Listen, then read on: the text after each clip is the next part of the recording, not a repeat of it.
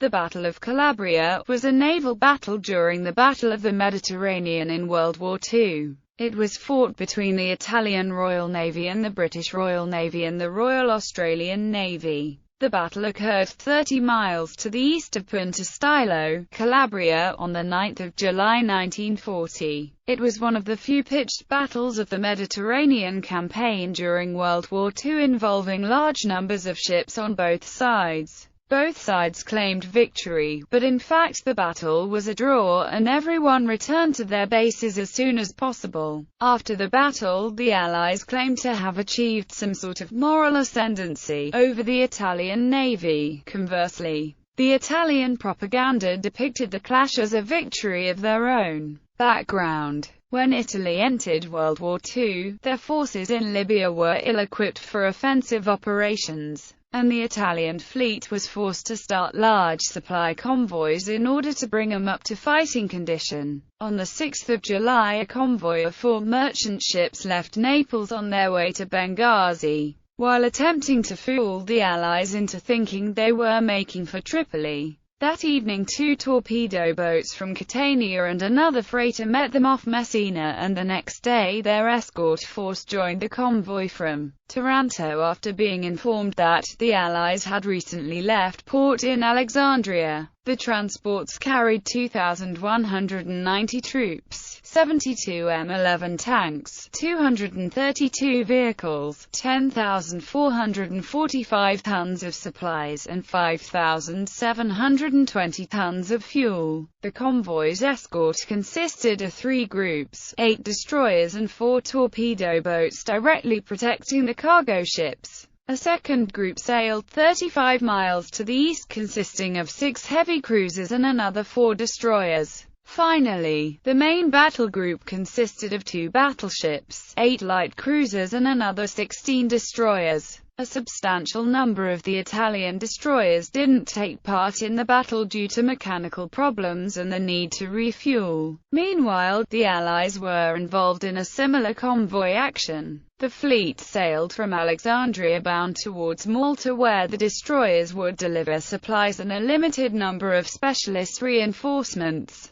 2 convoys were arranged to take off fleet stores and civilians from Malta to Alexandria. 2 groups of merchantmen sailed, a fast convoy at 13 knots and slow one at 9 knots. Protecting them were 3 groups of ships, one with 5 cruisers and a destroyer, Force A, another, Force B, with the battleship Warspite and 5 destroyers, and the main battle group, Force C, with the battleships Royal Sovereign and Malaya, the aircraft carrier Eagle and 11 destroyers. One of them, HMS Imperial, had to return to Alexandria with a burst steam pipe on the early hours of 8 July. At 14:40 on 8 July, 2 Italian camps Z-506 from Tobruk spotted the British fleet and shadowed it for nearly 4 hours. Admiral Campioni ordered his fleet to defend the convoy by turning eastward and preparing for action. The Italian Supreme Command, however, was reluctant to risk its warships in a nighttime encounter, and they ordered the fleet to avoid contact. During the initial positioning, the Italians suffered technical problems on 3 destroyers and 2 light cruisers, so these ships,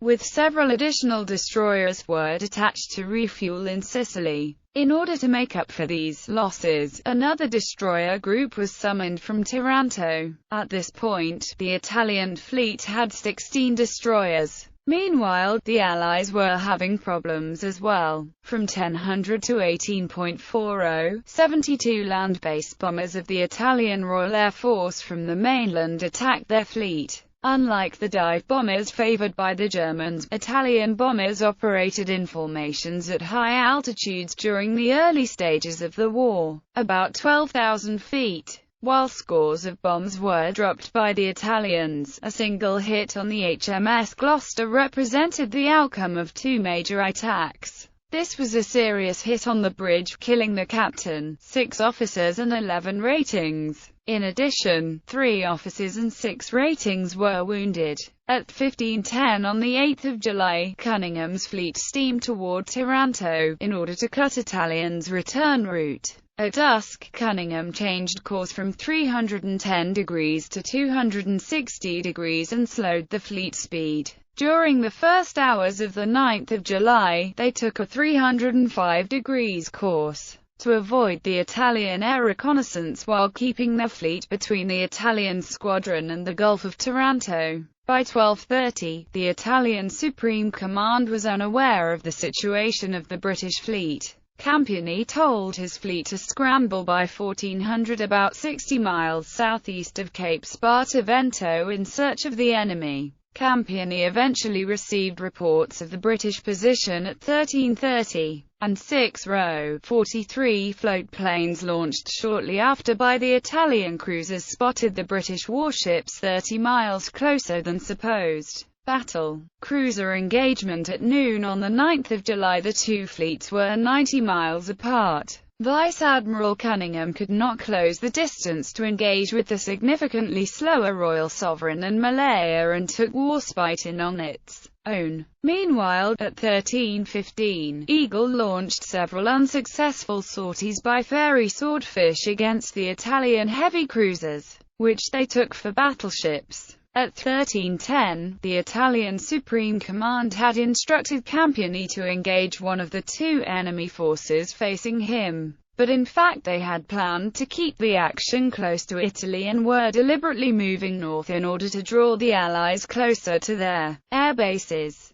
By 1400, however, Cunningham's plans to cut off the Italian fleet from Taranto had succeeded. The Allied cruiser group was spread out in front of Warspite, and at 15:15 they caught sight of the Italian main battle force, and the two groups opened fire at 21,500 meters. Italian range finding was better than the Allied, and within 3 minutes they had found the distance even though they were firing at extreme range. Although the Allies' range finding was not as good and they had trouble with their rounds falling short, the Allied gun laying was better and they were able to place their rounds in much tighter groups. Generally, the gunnery of the two forces was fairly well matched. After only a few minutes the range was down to 20,000 meters and the Allied guns became useful. However, by 1522, the Italian fire came dangerously close to the Allied cruisers and Vice Admiral John Tovey decided to disengage. At this point splinters from a 6 shell fired by the cruiser Giuseppe Garibaldi hit HMS Neptune, damaging her catapult and the reconnaissance aircraft beyond repair. The cruisers continued to open the range and by 1530 fires east.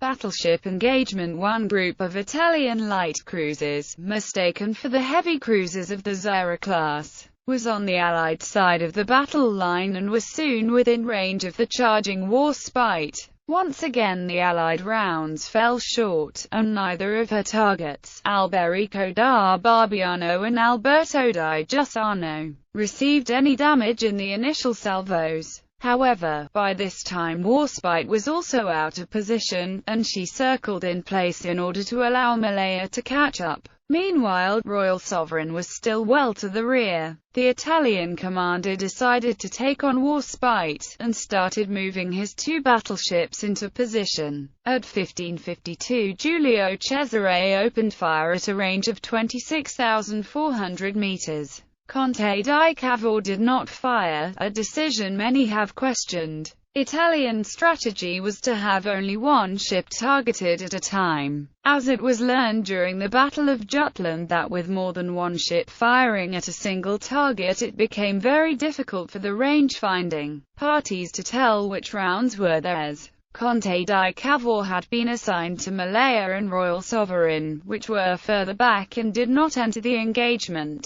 Warspite, not aware of the Italian firing patterns, split her guns between the two ships. During the exchange one of Giulio Cesare's rounds fell long and caused splinter damage to Warspite's escorting destroyers which had formed up on the far side of the action. At 1554 Malaya started firing, well out of range, hoping to cause some confusion on the Italian ships. Meanwhile, the Italian heavy cruisers came into action and started firing on Warspite at 15:55, but had to break off as the Allied cruisers returned. At 15:59, 2 shells from Giulio Cesare fell very close to Warspite. Almost immediately after, one of Warspite's 15-inch rounds hit the rear deck of Giulio Cesare, exploding in the funnel, and setting off the stored ammunition for one of her 37mm anti-aircraft guns.